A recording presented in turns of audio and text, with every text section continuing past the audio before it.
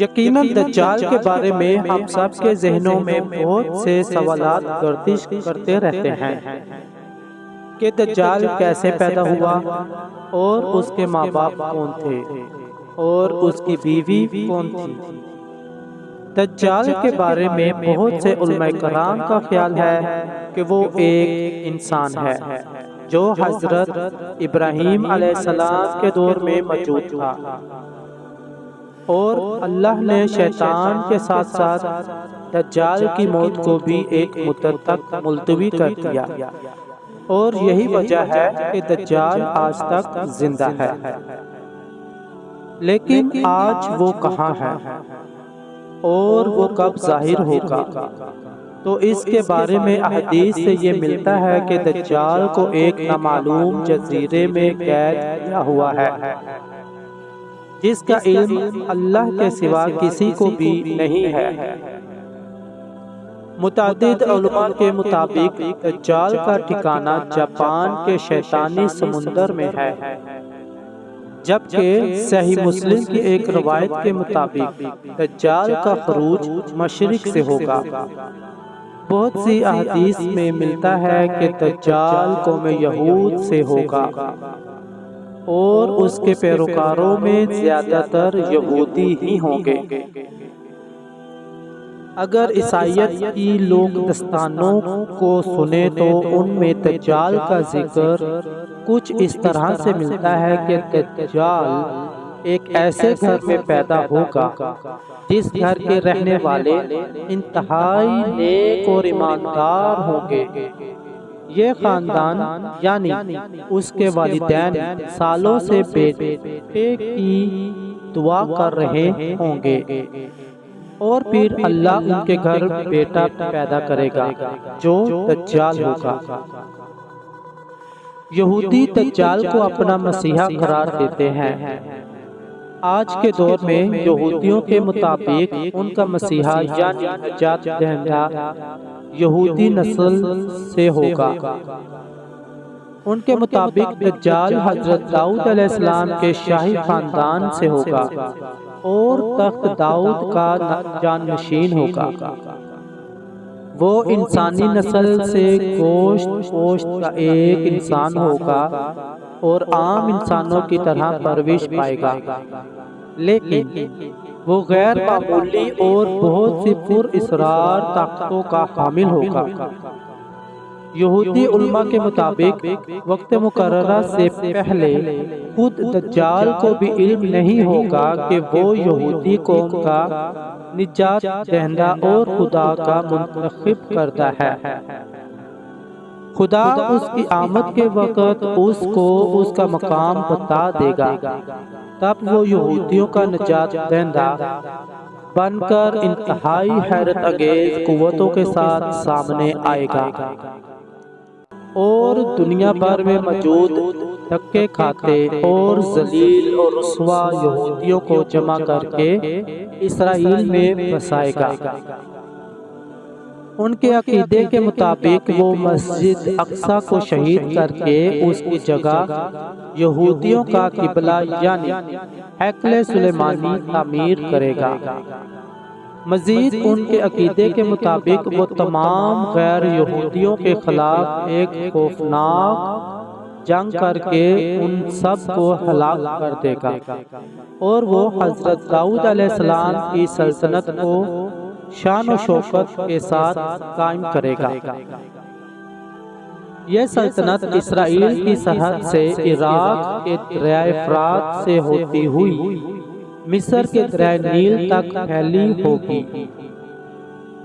پھر وہ تمام یہودیوں کو اپنی بنائی گئی خود ساختہ شریعت پر عمل درآمد کروائے گا۔ یہودیوں کی کتابوں میں درج ہے کہ خدا نے دنیا کی بادشاہت کو صرف حضرت داؤد علیہ السلام کی نسل یعنی یہودیوں کے لیے مخصوص کر رکھا ہے، لہذا ان کا ماننا یہ ہے کہ دجال ایک عظیم پیغمبر ہوگا، لیکن حضرت موسیٰ علیہ السلام سے کم عظیم ہوگا۔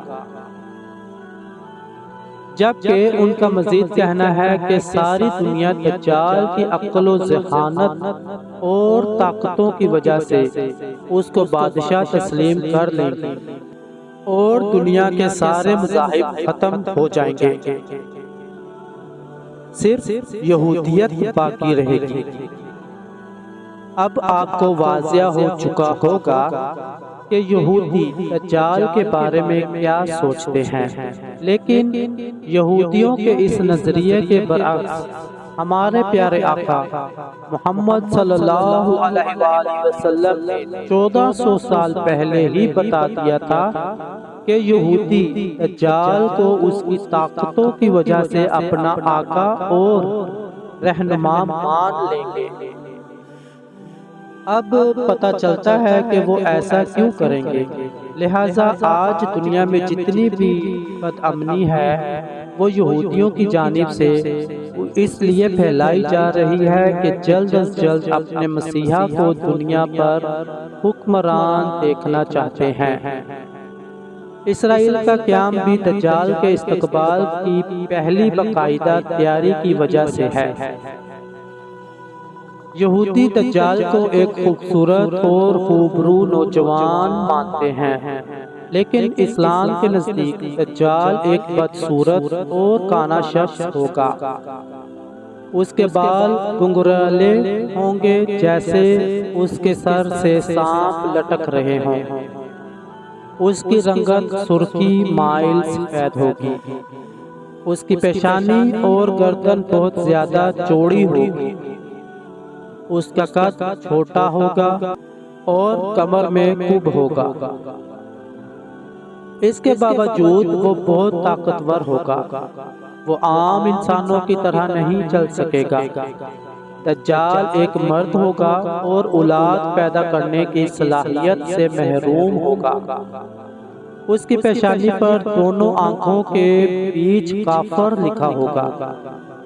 ایک دفعہ امام برزنجی نے دجال کے نسب کے بارے میں فرمایا تھا کہ دجال جنات پر قابو رکھتا ہے، جس نے جنات کی نسل میں شادی کی تھی، اور دجال کے آباء و اجداد کا تعلق حضرت سلیمان علیہ السلام کے دور سے ہے۔ وہ مزید فرماتے ہیں کہ حضرت سلیمان علیہ السلام نے جنات کو قید کیا تھا، تو ان جنات میں دجال کی بیوی اور اس کے آباء و اجداد بھی شامل تھے۔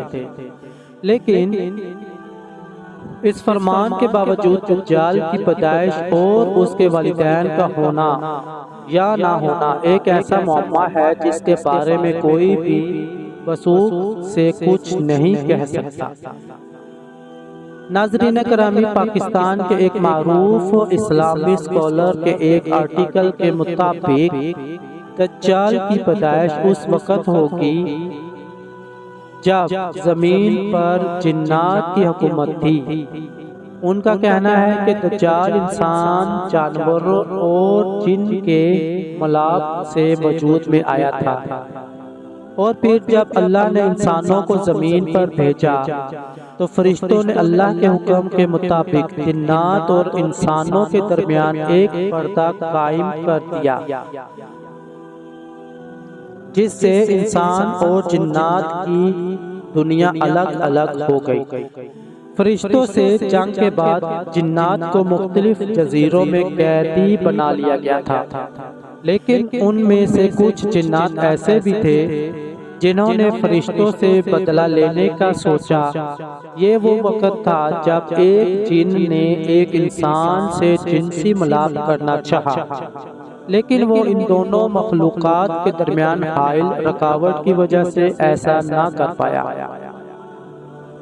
اسی دوران جساسہ نامی ایک اور مخلوق جو کسی جانور کی نسل سے تھی، اس نے ان دونوں کے درمیان اولاد کے حصول کے لیے خود کو پیش کیا، اور اس طرح انسان اور جن کا تخم جساسہ کے پیٹ میں پلنے لگا، اور اس طرح ایک تیسری مخلوق پیدا ہوئی جسے دجال کہا جاتا ہے۔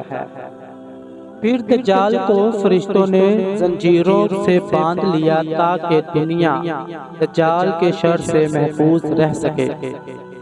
ناظرین اکرامی، دجال ایک قسم کی انوکھی مخلوق ہے جس کو جساسہ کے ذریعے تمام خبریں ملتی رہتی ہیں، کیونکہ جساسہ ایک ایسی مخلوق ہے جو زمین اور سمندر سمیت ہر جگہ پر رہ سکتی ہے۔